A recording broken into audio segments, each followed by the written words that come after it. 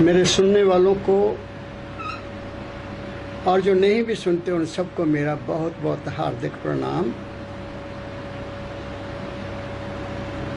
आपकी सेवा में कुछ विचार लेकर आया हूँ और ये कहना चाहता हूँ, आज खास बात जो कहना चाहता हूँ वो ये है कि इस दुनिया को संत मत की ज़रूरत नहीं है ना। संत मत केवल गुरु नानक से लेकर सतगुरु बाबा फकीर जी महाराज तक जो मैंने अध्ययन किया, जो मैंने स्टडी किया, जो मेरे अनुभव में आया, दुनिया को दुनिया चाहिए। चाहे जहाँ दुख है, चाहे जहाँ कष्ट है, चाहे जहाँ शत्रुता है, चाहे जहाँ झगड़े हैं, लड़ाइयाँ हैं, न जाने क्या क्या हो रहा है यहाँ इस देश में, या सभी देशों में कहूँगा मैं, अपने देश की क्या बात करनी है। लेकिन अपने देश की मैं इसलिए कहता हूँ कि ये मेरा देश संतों का है, गुरुओं का है, महापुरुषों का है, ऋषियों का है, जहाँ की परंपराएं दूसरे मुल्कों की परंपराओं से अलग हैं। इसलिए हमारे इस भारत की भूमि में संत मत का एक बीज है। संत मत क्या चाहता है? इंसान को इस काल और माया के संसार से निकाल कर अपने घर वापस करना चाहता है। ये संत मत का मिशन है।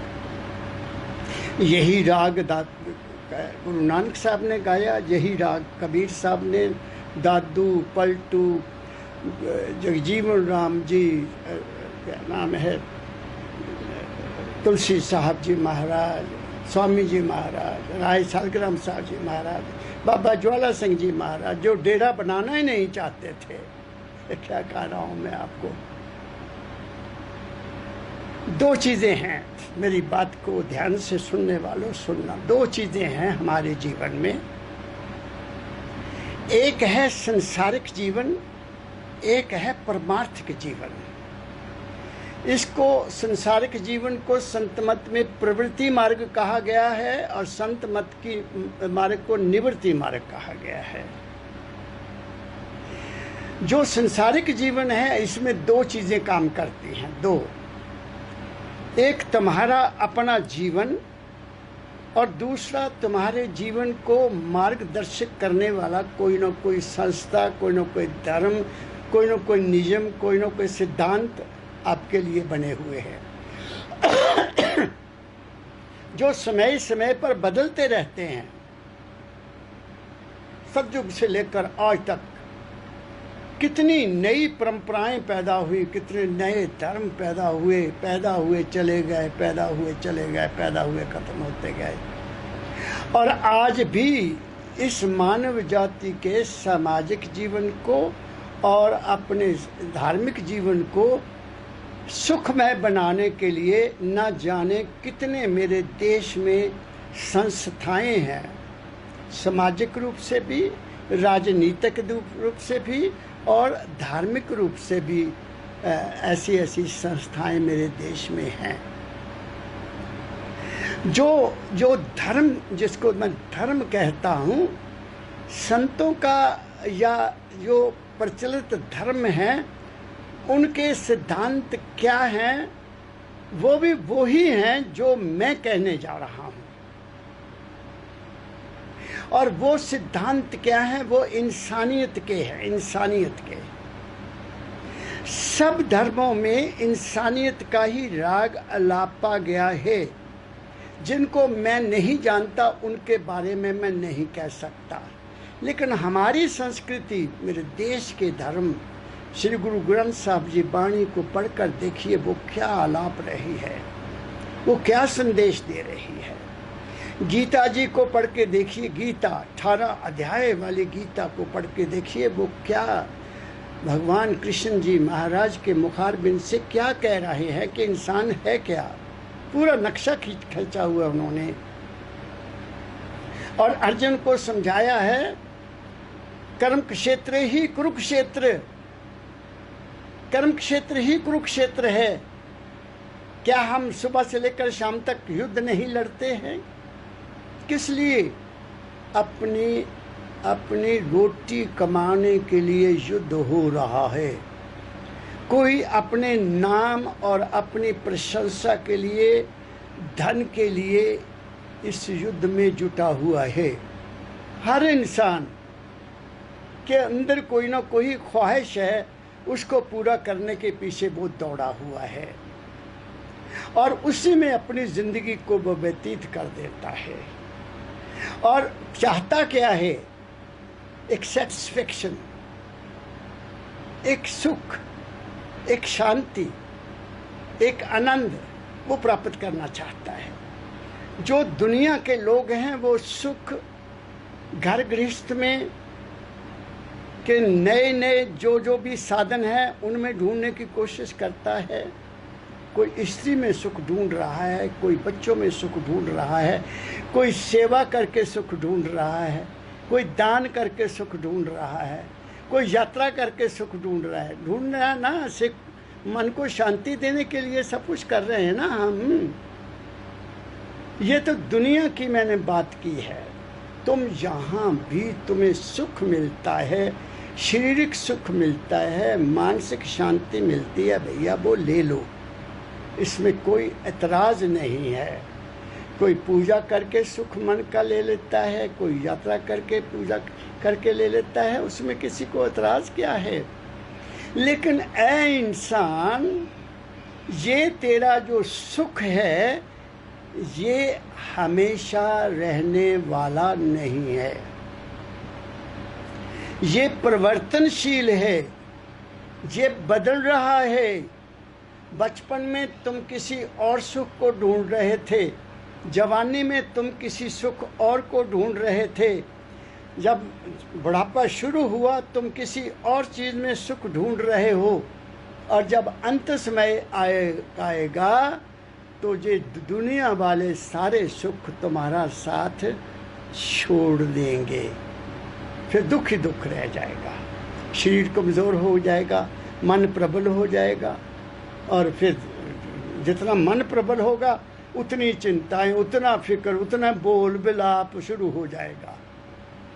मेरे एक सज्जन हैं, बहुत प्यारे सज्जन हैं, बहुत पुराने सत्संगी हैं, वो आजकल बीमार हैं। मैं नाम नहीं लूँगा, मैं बता देता, मेरे बड़े प्यारे हैं। उनको गुस्सा बड़ा आया करता था, हालांकि वो नाम जपते थे, सत्संगी थे। हर जब भी वो मौका मिलता था सत्संग सुनने होशियारपुर आते थे, काफ़ी दूर से आते थे, उनका बेटा गाड़ी में लेके आता था। आजकल वो बीमार हैं। बीमार ये हैं कि उनके जो दिमाग की नसें हैं, दिमाग की जो वेन्स हैं वो कमज़ोर पड़ गई हैं। वो कमज़ोर क्यों पड़ी? बेटे के साथ मेरी बात हुई, मैंने कहा बेटा भाई का क्या हाल है? कहते पिताजी मैं डॉक्टर के पास लेकर गया था, उन्होंने कहा कि अब इनके जो दिमाग की कुछ एक वेन्स हैं वो काम नहीं कर रही, अब ये बोल नहीं पाएंगे और शायद किसी को रिकग्नाइज भी नहीं, पहचान भी नहीं सकेंगे। तो मैंने उस बेटे को कहा, मैं कहा देखो बेटा, जो भी इंसान ज़िंदगी में क्रोध बहुत करता है, सब सुन लीजिए, जो क्रोध बहुत करता है, गुस्सा बहुत करता है, छोटी छोटी बात पर झगड़े में उतरता है, उस गुस्से से, उस क्रोध से हमारे शरीर का सर्कुलेशन ऑफ ब्लड बढ़ता है, और हमारे ये जो दिमाग है इसकी जो वेन्स हैं, नस नाड़ियाँ बहुत बारीक है, बहुत बारीक है, उनके ऊपर उसका असर पड़ता है, वो कमज़ोर हो जाती है, वो कमज़ोर हो जाती है। जब वो कमज़ोर हो जाती हैं तो आखिर में ज़िंदगी में ये तकलीफ़ आती है। इसलिए क्या कह रहा हूँ, खुश रहो, जो होना है वो होके रहेगा। तुम गुस्सा करो चाहे राज़ी रहो, जो मर्ज़ी करो। दूसरी, जब तुम दूसरों की बातें करते हो जो तुम्हारे साथ किसी चीज़ का मतलब ही नहीं है, तुम अपने जीवन के लिए बीमारियां खरीद रहे हो। अपनी चादर को साफ रखो, अपने मन को साफ रखो, मेरे मेरे गुरु भाई थे भगत मुंशी राम जी, बहुत नेक पुरुष थे। मानवता मंदिर में उन्होंने अपना कमरा बनाया हुआ था, बच्चे उनके बहुत लायक अच्छी अच्छी पोस्टों पर, और मियाँ बीबी वही महाराज जी की शरण में रहते थे। आज्ञा लेकर उन्होंने मंदिर अपना कमरा बनाया था। इतना भजन करते थे, उनका चेहरा दमकता रहता था, शांत की मूर्ति थे। महाराज जी कभी कभी कह देते थे, ये भगत मुंशी राम मेरे से भी ज़्यादा अच्छा है, ये मेरे से भी ज़्यादा अच्छा है। उन्होंने एक दफ़ा मुझे बताया कि जो पहले संत मुझे मिले, पहले संत वो SDO रिटायर थे, जो पहले संत मुझे मिले, उन्होंने कहा, मुंशी राम अगर तू इस मार्ग पर चलना है तो, उस वक्त तो टीवी नहीं था, टेलीविज़न की बात तो अभी आई है, अभी तो हमारे देश को मशीन ने ऐसे कब्जे कर लिया है, बच्चों को नोच लिया है, हमारे से बच्चों को छीन लिया है इन टेलीविज़न्स ने और इन मोबाइल सेट्स ने। अब बच्चों का हम आपके पास बैठने का टाइम नहीं है। तो उन्होंने मुझे कहा कि अगर आप इस लाइन पर चलना है तो सबसे पहले अखबार पढ़ना बंद करो, खबरें सुनने की ज़रूरत नहीं है। जिस दिन से उन्होंने मुझे बताया, मैंने अखबार बंद कर दिया। मैं भी पढ़ता था, कॉलेज में था ना, तो अखबार लगी हुई थी, पढ़ते थे। और उस वक्त न्यूज़ हमारे पास, तो उस वक्त रेडियो होता था, वो कभी कभी उस पर न्यूज़ सुन लेते थे क्योंकि इन्फॉर्मेशन लेनी होती थी। अब सब कुछ बंद कर दिया। उससे मन में अशांति पैदा होती है, रिएक्शन होता है। इसलिए जो भी संत मत में आना चाहता है, उसके लिए ये दो चीज़ें ज़रूरी हैं कि वो बाहर मुख से अंतर्मुख हो जाए। मैं देखो तुम्हें रहनी बता रहा हूँ, मैं तुम्हें रहनी बता रहा हूँ। जब तक तुम्हारी रहनी ठीक नहीं होगी, तुम्हारी करनी ठीक हो ही नहीं सकती, नहीं हो सकती। क्या कहा मैंने? क्योंकि ख्याल तो बाहर से मिलते हैं, बाहर से सब कुछ मिलता है। अंदर में तो जो ये साफ है, बिल्कुल, ये बिल्कुल साफ है। मेरे दादा गुरु महर्षि शिवव्रतलाल जी महाराज ने लिखा है, मैं रिपीट करता हूँ, शायद पहले भी ये मैं बात कही है।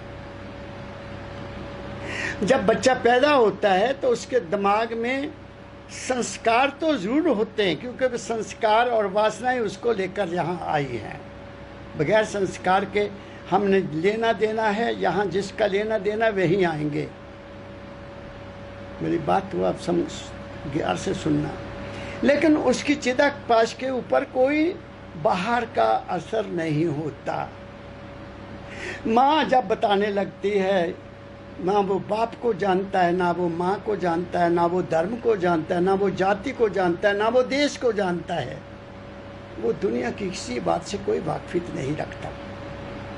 तो दाता दयाल महर्षि शिवव्रतलाल जी महाराज ने बयान किया कि ये हमारा जो ये तालाब बहुत क्लियर था, इसका पानी बहुत शुद्ध था,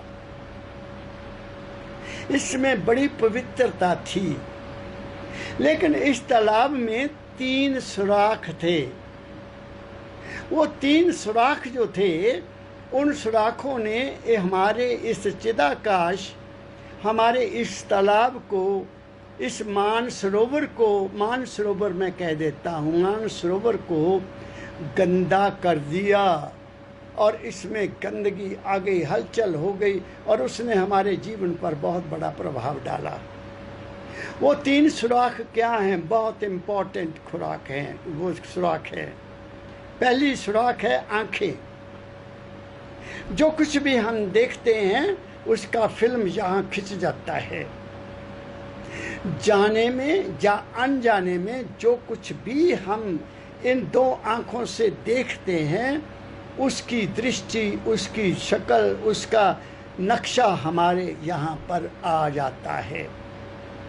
और दूसरे बड़े इम्पोर्टेंट और सुराख क्या हैं? 2 हमारे कान हैं। जो कुछ भी हम सुनते हैं, अच्छा या बुरा, बुरा तो बहुत गहरा उतर जाता है, लेकिन अच्छा ज़्यादा नहीं गहराई पर जाता।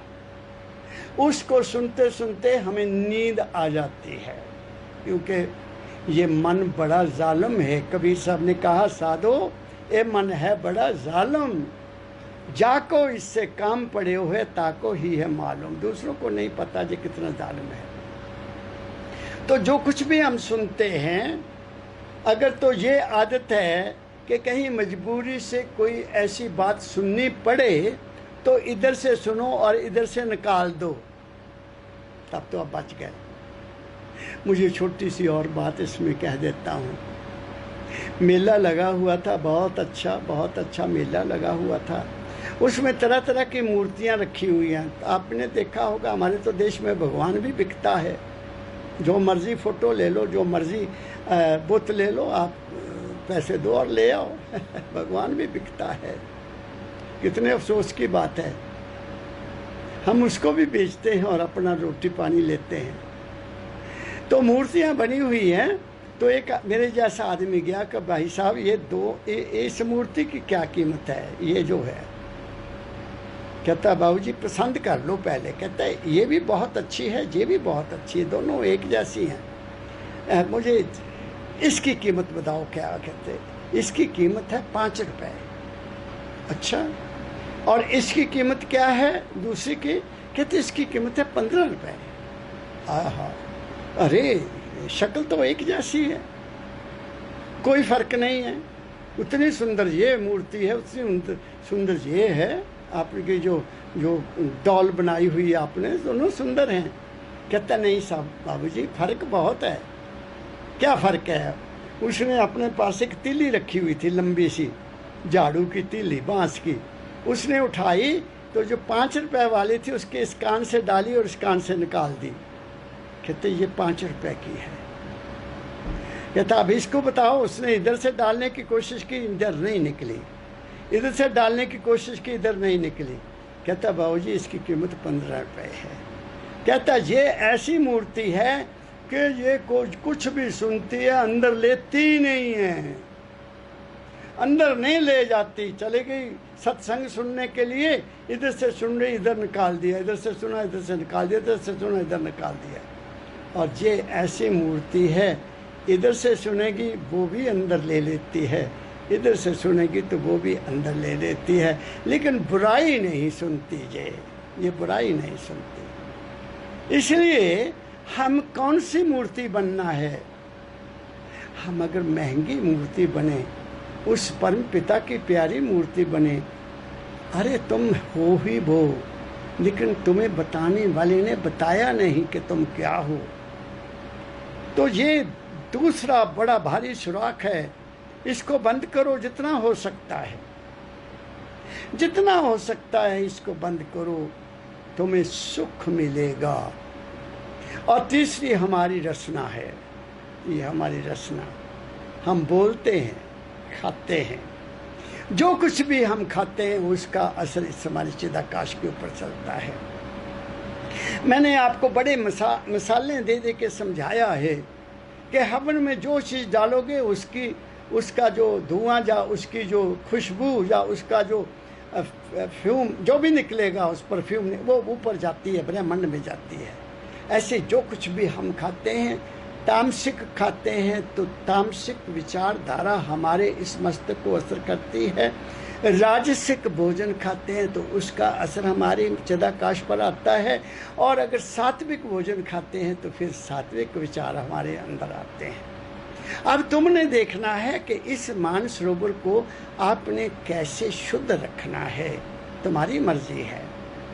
दुनिया में जीने के लिए, संसार में तरक्की करने के लिए, संसार में खुशी का जीवन व्यतीत करने के लिए।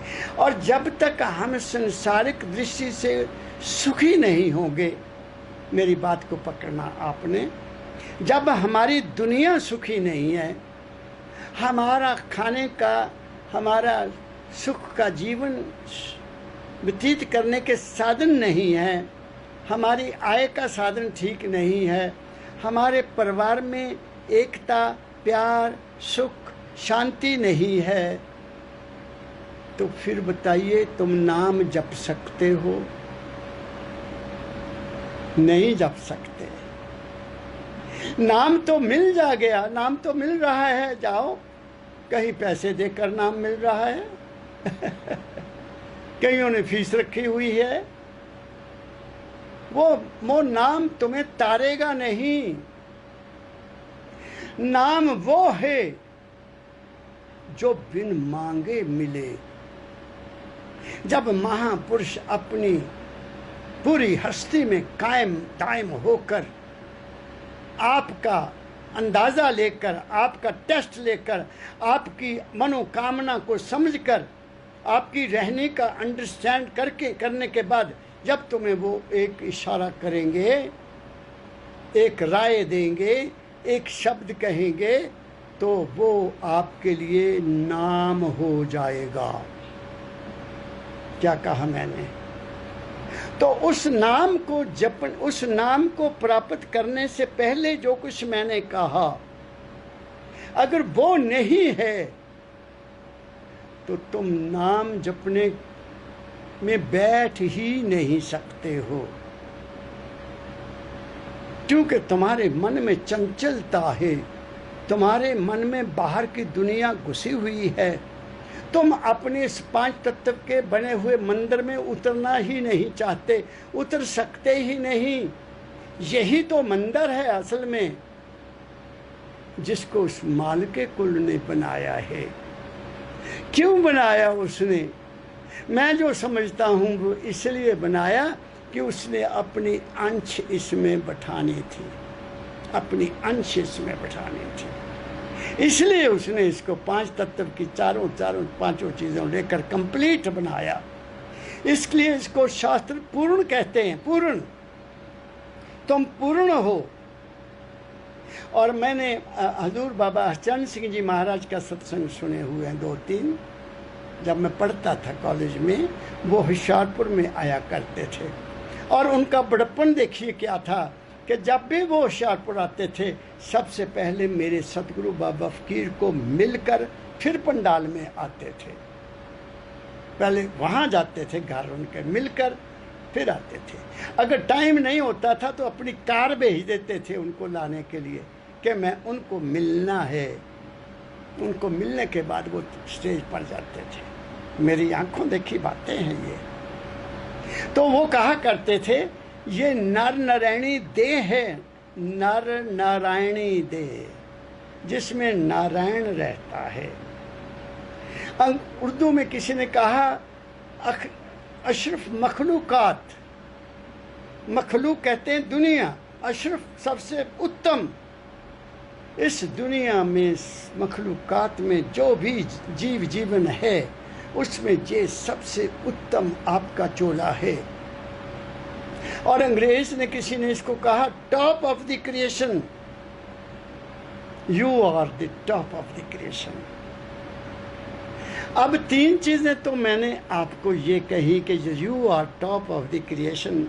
तो अब आपने ये देखना है कि इस टॉप ऑफ द क्रिएशन का मिशन क्या है। क्या हमारा मिशन यही है कि सुबह से शाम तक हम दुनिया के झगड़ों में पड़े रहें, तू मैमा में पड़े रहें, या रोटी कमाने के बुरे या अच्छे जो भी धंधे हैं उनमें फंसे रहें? रोटी कमाना है हक हलाल की, ये इसीलिए दिए हैं। ये भी दिमाग इसीलिए दिया है कि तुम अपने कमाई का साधन स्वयं करो। दाता दयाल जी महाराज ने, परम दयाल जी महाराज, बाबा फकीर जी महाराज को उपदेश दिया, फकीर अपनी कमाई खाना है, किसी की कमाई नहीं खाना। तो मेरे सदगुरु बाबा फकीर जी महाराज ने, जिनके पास उनके छोटे भाई के भी 2 बच्चे रहते थे, उनके पालन पोषण और अपने पालन पोषण बच्चों के लिए नौकरी के अलावा, मैं संत की पहचान आपको बता रहा हूँ, स्टेशन मास्टर थे। बसरा बगदाद में भी 12 साल रहे।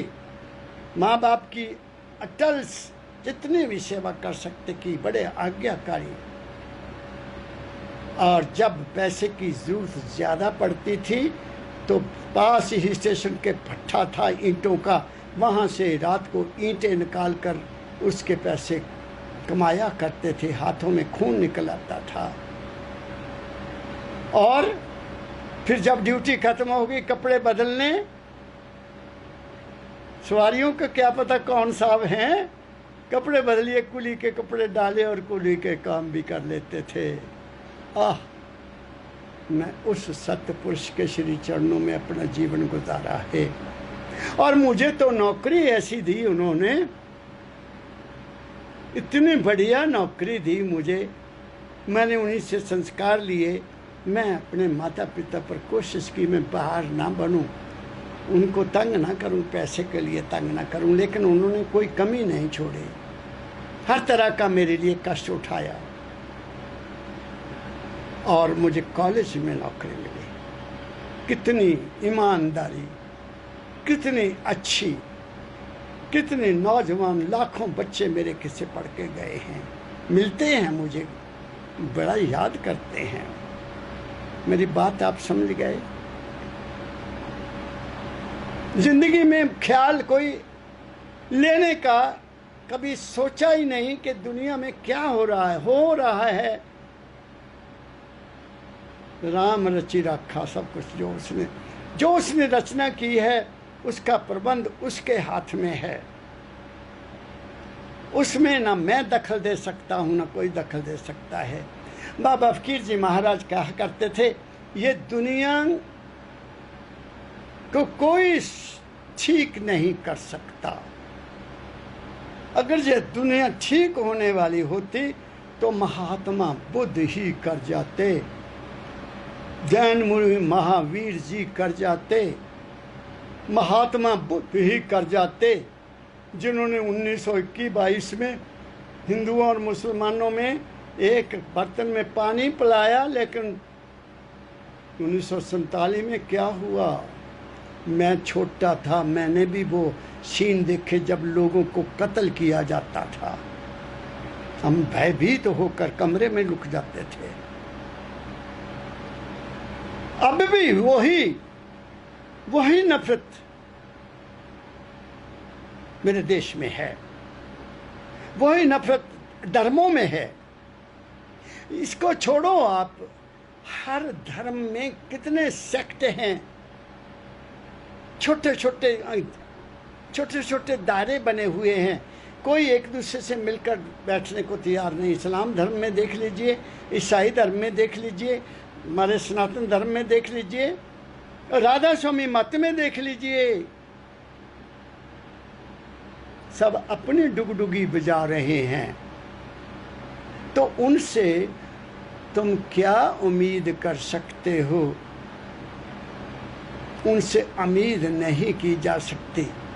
जिनमें द्वेष है, जिनमें ईर्ष्या है, वो तुम्हें क्या रास्ता बताएंगे? रास्ता तो कोई संत सतगुरु बताएगा, जिसको किसी चीज के साथ कोई लगाव नहीं है, जो अपनी रोटी कमा के खाता है, वो बता सकता है।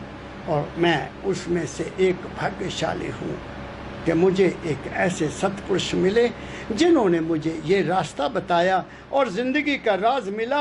आपकी सेवा में कुछ कह रहा हूँ, और वह परमार्थ क्या है? स्वार्थ की बात मैंने आपसे कर दी, मैंने आपसे प्रवृत्ति मार्ग की बात कर दी, मैंने आपसे दुनिया की बात कर दी। दुनिया में तुम्हें सुख नहीं मिलेगा। अगर तुम सुखी हो तो भी तुम्हें दुनिया देखकर दुखी होगी। तुम सुखी हो, दुनिया तुम्हें देखकर दुखी होगी। तुम दुखी हो तो दुनिया तुम्हें देखकर खुश होगी। ऐसी दुनिया से क्या लेना? मेरी बात को पकड़ो, मैं क्या कह रहा हूँ। क्या ये झूठ कहा है? तुम सुखी हैं तो तुम्हें कोई पसंद नहीं। अरे पता नहीं कहाँ से इतना पैसा आ गया इसके पास। कोई ना कोई तुम्हारे ऊपर लानत लगाएंगे, कोई ना कोई तुम्हारे ऊपर शिकायत पैदा करेंगे, कोई ना कोई तुम्हारे ऊपर में बुराई पैदा करेंगे। चाहे तुम लाख हक हलाल की दिन रात मेहनत करके बच्चों को पढ़ाया है, बच्चों को काबिल बनाया है। बच्चे अपने अपने स्थान पर खुशी से जीवन व्यतीत कर रहे हैं। तुम्हें कोई ऐसी नज़र से नहीं देखेगा कि जिस पर भाग्य भगवान की कृपा है, नहीं, ऐसा नहीं कहेगा कोई भी। तुम कहोगे कि मैं भाग्यशाली हूँ, मेरे ऊपर सतगुरु ने बड़ी कृपा की है, लेकिन दुनिया कभी नहीं कहेगी। इसलिए ऐसी दुनिया से प्रेम करने से क्या लेना रे। प्रेम करो तो अपनों से करो। वो मालिक जो है वो प्रेम रूप है। परमदयाल जी महाराज कहा करते थे, वो कहीं बूंद रूप में है। घर हमारा बूंद रूप में प्यार का केंद्र है। हमारा मोहल्ला नदी रूप में प्रेम का केंद्र है। हमारा शहर दरिया रूप में है। और हमारा देश सारा क्या है, ये सागर रूप में प्रेम का है। तुम प्रेम करो, कोई माने ना माने, अपने क्या लेना। जिन प्रेम कियो तिन ही प्रभ पायो। तुम्हारे अंदर से प्रेम होना चाहिए, दूसरा चाहे नफरत करे, जो मर्जी करे। मैंने तो ज़िंदगी में यही एक असूल बताया है, मैं किसी को अपना शत्रु समझा ही नहीं।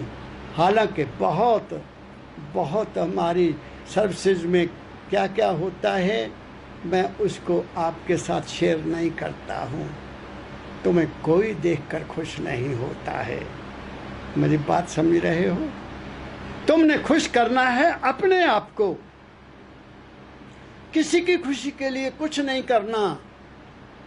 तुमने खुश करना है अपने आप को, और वो क्या है, वो निवृत्ति मार्ग है। वही निवृत्ति मार्ग है। अपने आप को प्रसन्न रखना, अपने आप को आनंद में रखना, अपने आप को खुश में रखना, अपने घर के वातावरण को बहुत सुंदर और प्यार भरा बनाए रखना, वही आध्यात्मिकता का फूल फूलेगा। और कहीं आध्यात्मिकता आएगी नहीं। जो मर्जी आदमी टीके लगाए, जो मर्जी इंसान चोले पहने, या कैसे भी मर्जी कपड़े पहने, या कोई भी स्वांग बनाए, उसमें आध्यात्मिकता आना बहुत कठिन है। क्या कह रहा हूं मैं आपको। आध्यात्मिकता तुम्हारे अपनी है, धर्म समाज के लिए है। मैं पहले भी आपको बता चुका हूं। कबीर साहब ने तो नक्शा ही बहुत सुंदर खींच दिया, मानवता का नक्शा खींच दिया उन्होंने, इंसानियत का नक्शा खींच दिया उन्होंने। आप लोगों ने सुना होगा, एक हमारे देश में बहुत उच्च कोटि की कवि हुई हैं, अमृता प्रीतम। कहा जाता है, जहाँ ना पहुँचे रवि वहाँ पहुँचे कवि। कवि की उड़ान बहुत ऊंची होती है। ये जितने सूफी संत हैं या जितने महापुरुष हुए हैं, जो कुछ भी उन्होंने लिखा वो वहाँ पहुँचकर आकर वापस लिखा। बाणी धुर की बाणी आई, जिस सगली चिंत मटाई, ऐसा कहा गया है। जो बाणी वहाँ से आती है वो हमारी सारी चिंताओं को दूर कर देती है। इसलिए संत और कवि उच्च कोटि के होते हैं। तो अमृता प्रीतम ने एक लाइन में लिखा, जो मेरे किसी प्रेमी ने कल मुझे भेजी। वो लिखती हैं, अधूरा खुदा आदमी है। इंसान, मैं उसने इंसान लिखा है, मैं इंसान नहीं माना उसको। अधूरा खुदा आदमी है और पूर्ण इंसान खुदा है। पूर्ण इंसान खुदा है, जो पूर्ण होगा।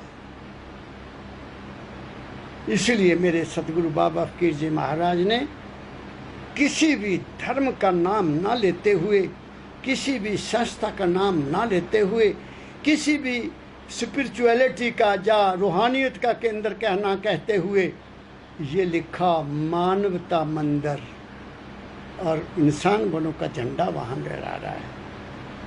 अब तुम मुझसे पूछोगे कि इंसान कौन है, तुम मुझसे पूछोगे इंसान किसको कहते हैं। छोटा बच्चा जो होता है वो पूर्ण इंसान है। क्यों?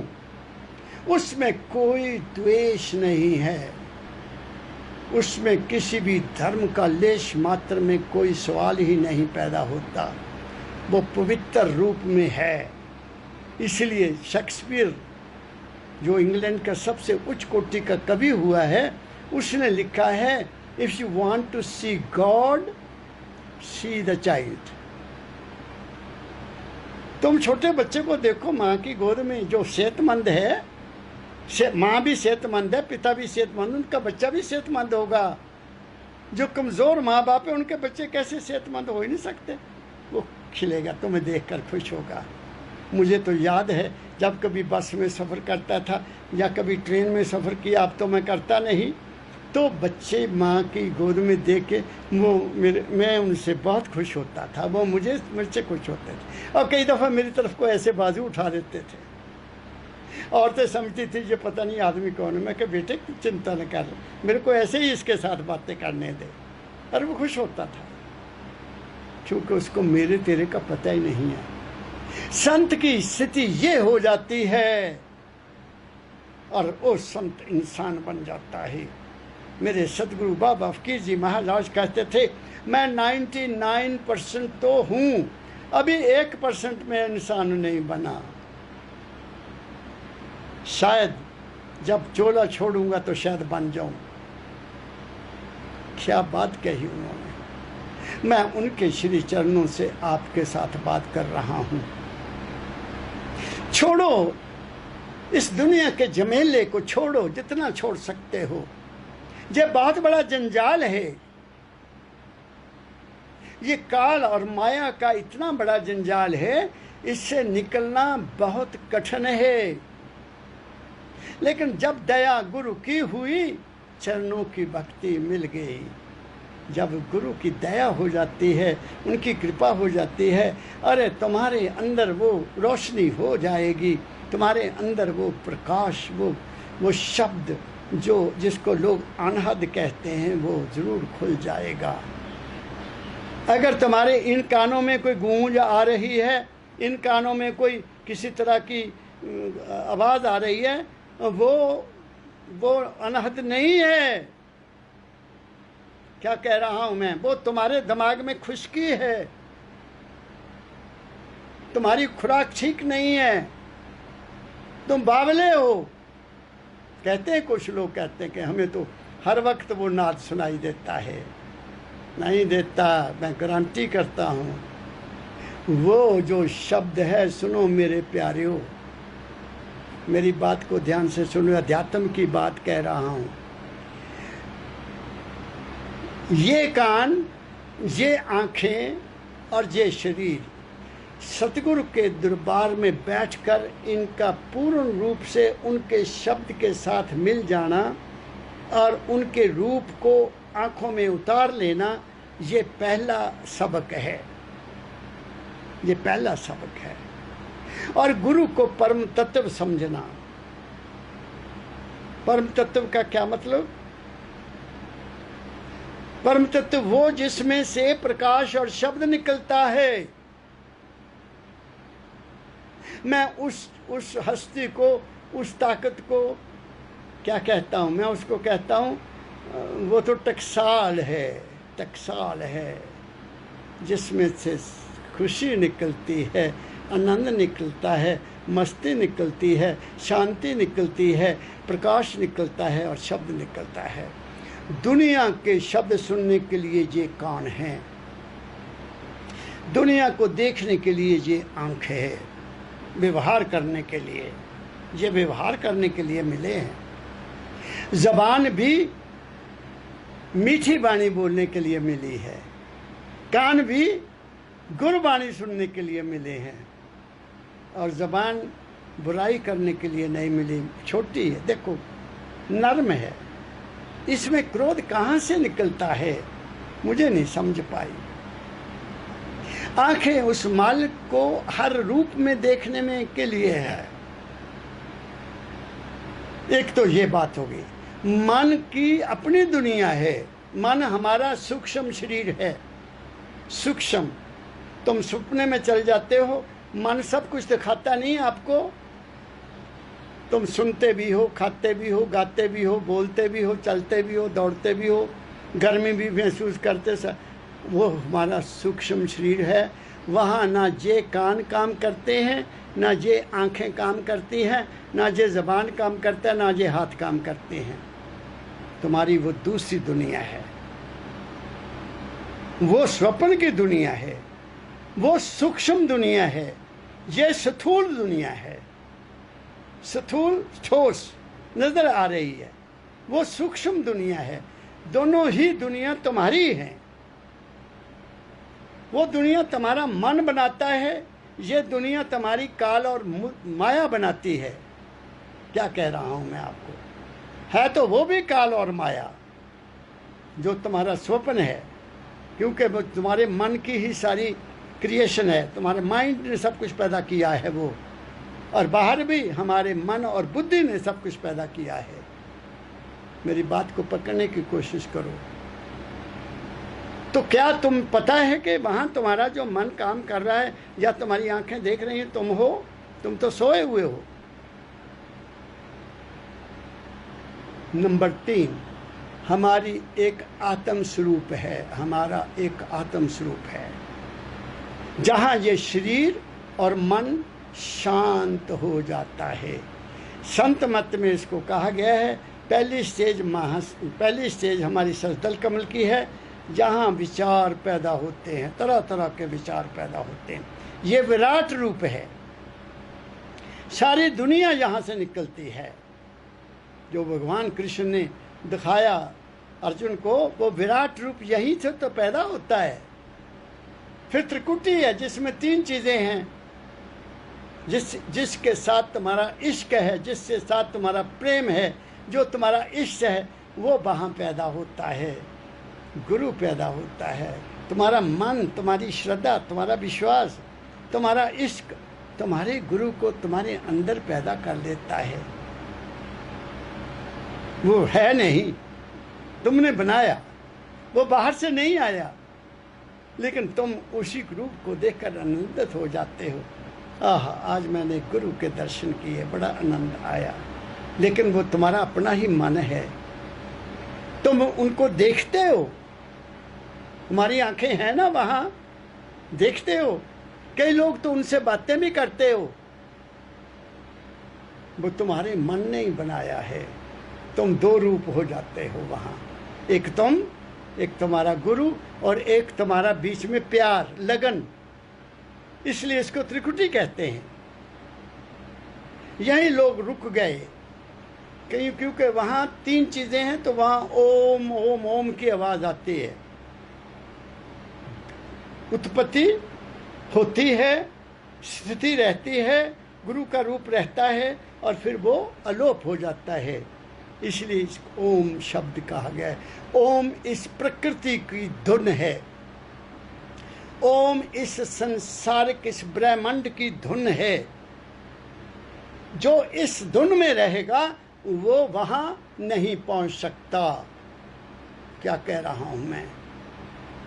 हाँ, उससे निकलने के लिए ओम के ऊपर एक बिंदु है, शून्य, उसको शून्य कहते हैं। बिंदु है, 0,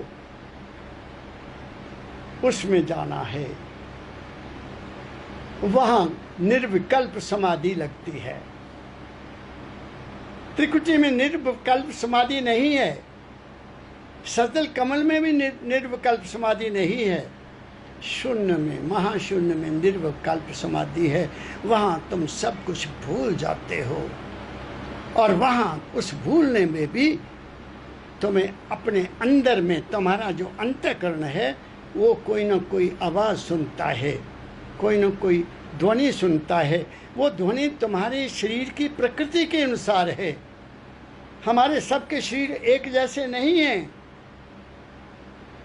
कि सभी वहाँ सारंगी सुने या सभी वहाँ रारंग राग सुने, नहीं हो सकता। जैसी जैसी हमारे शरीर की प्रकृति है, वैसी वैसी धुन हमारे को सुनने को मिलेगी। और कुछ ऐसे शरीर भी होंगे जिनको कोई धुन सुनाई ही नहीं देती अंदर, क्या नाम है, भंवर गुफा तक कोई नहीं, क्योंकि उनका इष्ट उससे भी ऊपर है, far beyond the limits of mind. वहाँ कुछ वो सोहंग भी नहीं सुनते जो भंवर गुफा में सुनाई देता है। वो सीधे प्रकाश में चल जाते हैं, सतलोक में चल जाते हैं। सतलोक में सत्य की आवाज़ सुनाई देती है। कौन सुनता है? ये कान तो है ही नहीं वहाँ। वहाँ रोशनी देखती है, ये आंखें तो है ही नहीं। क्या कह रहा हूँ मैं आपको। वहाँ हमारी ही आत्मा सुर्त रूप का गिलाफ बनकर उस रोशनी को देखती है, और फिर आगे जाकर शब्द पैदा होता है। जब आत्मा से भी तुम थोड़ा और आगे निकल जाते हो, अलख लोक में, अगम लोक में चले जाते हो, वहाँ असली शब्द पैदा होता है। वो सुर्त का शब्द है, वो सुर्त का शब्द है। क्या ये कान उसको हर वक्त सुन सकते हैं? परमदयाल जी महाराज कहा करते थे, मैं कभी कभी वहाँ चले जाता हूँ 2 घड़ी के लिए, 2.5 घड़ी के लिए। उन्होंने कहा एक बार,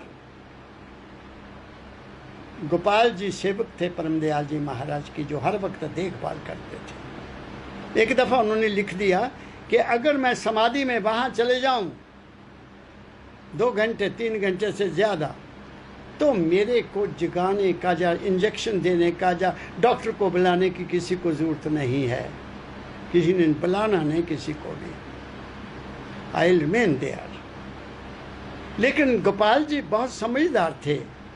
जब वो देख लेते कि पिताजी को अब बहुत देर हो गई समाधि में गए हुए, तो वो उनको हिला देते थे कि कहीं वो वहीं ना ठहर जाएं। वो हिला देते थे। अच्छा गोपाल, बहुत देर हो गई थी।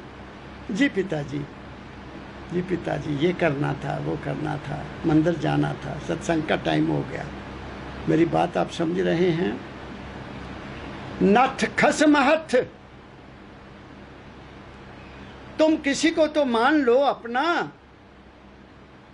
हम तो अपने आप को ही सब कुछ मान के बैठे हुए हैं। वो घट घट में है, तुम्हारे घट में है। लेकिन वहां तुम पहुंचोगे कब? तभी पहुंचोगे जब तुम उन नियमों का पालन करोगे। तुम तो चाहते हो कि मैं दुनिया के ऐशो आराम, तामसिक क्या राजसिक क्या, सब तरह का जीवन जीऊं, इस दुनिया में दुनिया के नज़ारे भी देखूं, तो अंदर के नज़ारे तो बिगड़ जाएंगे। अंदर के नज़ारे बिगड़ जाएंगे। इसलिए अपने आप को कन्फाइन करो, अपने आप को लिमिट करो। काम अपना करो भाई, पराये काम से क्या लेना, स्वामी जी महाराज लिखते हैं। धाम अपने चलो भाई, पराये धाम क्यों रहना। ऐसे ऐसे उनके शब्द हैं, उस कोटि के शब्द हैं उनके। हमारा धाम तो कोई और है। यहाँ तो हम इस जिंदगी में सौभाग्य से अति कर्म अच्छे किए हैं, जिसने उसको इस पृथ्वी पर इंसान का चोला मिलता है। और फिर उस परमपिता की दया हो जाए तो इस चोले को संत सतगुरु मिल जाता है, उसकी दया के बगैर नहीं। तुम्हारे में लगन पैदा हो जाएगी, ये वो करने वाला है। मैं अगर कहूं कि मेरे में लगन ऐसे हुई ना, करने वाली कोई हस्ती थी जो बचपन से मुझे गाइड करने लग गई, जिसने बचपन से ही मेरे जीवन को अपने अपने कंट्रोल में ले लिया, पढ़ाने के लिए, सहायता करने के लिए, हर तरह की सुख सुविधा देने के लिए कोई ना कोई प्रबंध कुदरत ही करती रही। अगर मैं कहूँ आपको विश्वास नहीं होगा। मैं कहता हूँ मेरे सुनने वालों, मैंने अपनी इच्छा से जिंदगी में कुछ भी नहीं किया। पहली श्रेणी से लेकर एमए तक जो भी मैं पढ़ना इंतज़ाम मेरा था, वो मेरी एक अदृश्य हस्ती ने सब कुछ किया। वो हस्ती मैं परम तत्व को समझता हूँ, अपने गुरु महाराज के आशीर्वाद को समझता हूँ। मैंने ये सारे का सारा अपने जीवन की पुस्तक में लिख दिया, मेरे साथ कैसे कैसे हुआ। Wherever I did nothing, मैंने कुछ नहीं किया, कोई ना कोई किसी न किसी रूप में मेरी मदद करने के लिए आ गया और मेरे ठीक रास्ते पर मुझे लगा दिया। टाइम ज़्यादा नहीं है, थोड़ा रह गया है, इसलिए मैं कोई और बात फिर कहूँगा, अपने जीवन की बात कहूँगा। दुनिया की क्या बात करना, अपने ही जीवन की बात बताऊँगा। मेरे पिताजी, मेरे सतगुरु बाबा फकीर जी महाराज ने अपने जीवन का ही चिट्ठा हमारे समझाया, और जो कुछ मैं कह रहा हूँ अपने जीवन से आपको कह रहा हूँ।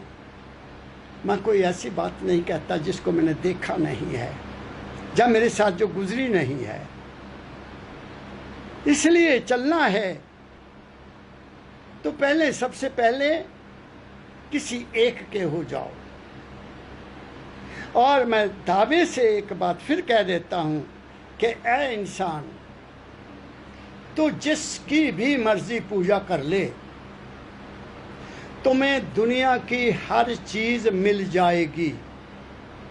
वो पूजा काल और माया में है। समय के मुताबिक तुम्हारे अंदर ख्वाहिशें पैदा होती हैं और तुम उन ख्वाहिश के पीछे दौड़ते हो, और वो दौड़ना तुम्हारी माया है। बात को पकड़ो मैं क्या कह रहा हूँ। हर समय के मुताबिक, हर रोज़ वक्त के मुताबिक तुम्हारे अंदर ख्याल पैदा होते हैं, ये कर लूँ, वो कर लूँ, वो कर लूँ, वहाँ जाया हूँ, वे कर लूँ, ये पूजा करूँ, ये सब माया है। इस माया से निकलना महा कठिन है। जो इस काल और माया के चक्कर में अपने जीवन के लिए सुख प्राप्त करना चाहता है, मिल जाएगा। तुम्हारी मनोकामनाएं पूरी होती जाएंगी। तुम्हारी जिंदगी के चारों तरफ जाल ज़्यादा बिछता जाएगा। तुम और ज़्यादा आशावान बनते जाओगे, और जितने आशावान बनते जाओगे उतने ही निराशावान भी बनते जाओगे। आशा पूरी होगी खुश हो गए, आशा पूरी नहीं हुई तो दुखी हो गए। यही तो दुनिया है। और दुनिया क्या है? निर्वाण किसको कहते हैं? बाण कहते हैं आदत को। पंजाबी का शब्द है ये शायद, बाण। तेनू पूरी बाण पई है, तेनू बुरी आदत पई है। बाण कहते हैं आदत को। मन की आदत है संकल्प करना, आशा करना, वासना तो पीछे दौड़ना, ये आदत है। जब तक हमें कोई ना कोई आशा है, कोई ना कोई चाहत है, कोई ना कोई कामना है, कुछ ना कुछ हम चाहते हैं, हमने कुदरत के दिए हुए पर विश्वास नहीं किया, हमने जो उसने अभी तक हमें दिया उस पर उसका हमने कभी धन्यवाद नहीं किया कि मालिक तेरा शुक्र है, तूने मुझे बहुत कुछ दिया है। जिसने अब तक इतना कुछ दिया है तो क्या वो आगे को नहीं देगा? सुनो मैं क्या कह रहा हूं। जिसने तुम्हें बचपन से लेकर देता आ रहा है, तुम्हारी संभाल करता रहा। अपने अपने जीवन को देखो। मैं तो अपने जीवन को देखता हूँ, इसलिए मैं कह रहा हूँ। मैं अपने जीवन को देखने के बाद ये बात कह रहा हूँ कि वहाँ से तसल्ली होती है कि जब वो बचपन से लेकर अब तक ये किया उसने, ये किया उसने, ये किया, तो आगे भी क्या वो नहीं करेगा? करेगा। इसलिए मैं काहे के लिए वासना करूं, मैं काहे के लिए कामना करूं, मैं काहे के लिए दौड़ धूप करूं। शांत हो गया, आशाओं को बंद कर दिया। राजी हूं मैं उसी में जिसमें तेरी रजा है।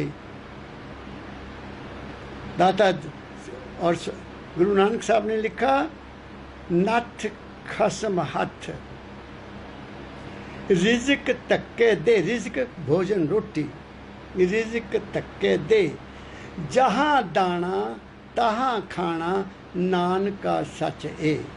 तुम्हारा तो दाना दाना लिखा हुआ है,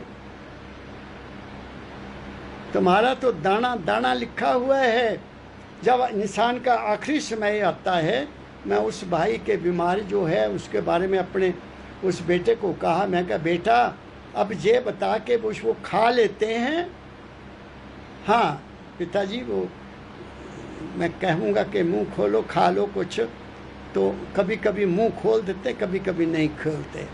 मैं क्या अभी उनका अंजल है, जिस दिन उन्होंने मुंह बंद कर लिया अंजल खत्म हो जाएगा, फिर वो 2-3 दिन में चूल्हे को छोड़ देंगे।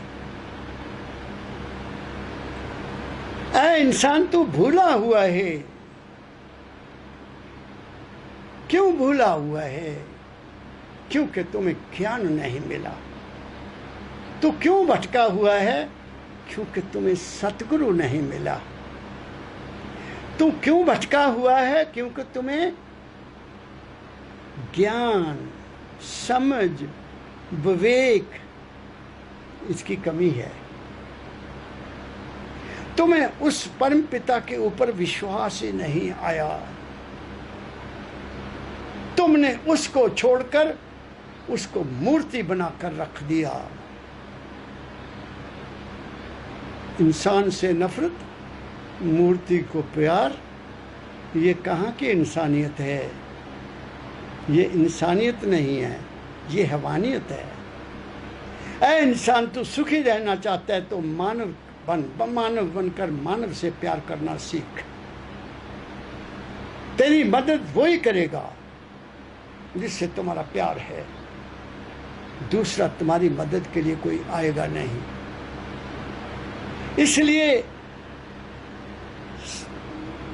परमदयाल जी महाराज ने बाबा सावन सिंह जी महाराज को एक पत्र लिखा। बहुत देर की बात है, मुझे डेट भूल गई है, कि मैं ऐसे ऐसे दाता दयाल जी महाराज, दाता दयाल जी महाराज को जानते थे बाबा सावन सिंह जी महाराज, क्योंकि दाता दयाल जी महाराज बाबा जामन सिंह जी महाराज से परिचित थे, वहाँ से लेकर आगरा से लेकर, कि मैं ऐसे ऐसे अभ्यास करता हूँ, मुझे आप बताइए। कोई गाइडेंस के लिए उनको लिखा, क्योंकि दाता दयाल जी महाराज तो 1939 में चोला छोड़ दिया था। तो उन्होंने लिखा, फकीर जीवन एक घोड़ा है, इसकी 2 रिकाबें हैं। घोड़े के ऊपर 2 रिकाब होती है ना, एक इधर इसमें पांव रखे जाते हैं। जीवन एक घोड़ा है, इसकी 2 रिकाब हैं, एक दुनिया है, एक रूहानियत है। दोनों पर पांव जमा कर रखना। अगर केवल दुनिया की तरफ झुक गए तो दुनिया में तुम लंपट हो जाओगे, और अगर रूहानियत में चले गए तो रूहानियत में चले जाओगे तो दुनिया भी गड़बड़ हो जाएगी। दोनों को रखना है, दुनिया भी बने और दीन भी बने। अगर एक तरफ हो जाए तो दूसरी गड़बड़ हो जाएगी। मेरे पास कई नौजवानों के टेलीफोन आते हैं, बाबा जी मैं तो मोक्ष चाहता हूँ। उनको मोक्ष का पता ही नहीं, मोक्ष कहते किसको है पता ही नहीं। को किसी न किसी कारण से दुखी हैं संसार में, उससे वो बचना चाहते हैं। कोई मुक्ति की बात करता है, कोई मोक्ष की बात करता है, कोई निज धाम जाने की बात करता है। सुने हुए हैं ना शब्द, लेकिन उनके मतलब का पता नहीं है। मैं उनको कहता हूँ, पहले थक जाओ, काम करो, जिंदगी में जितना हो सकता है काम करो। Work is worship.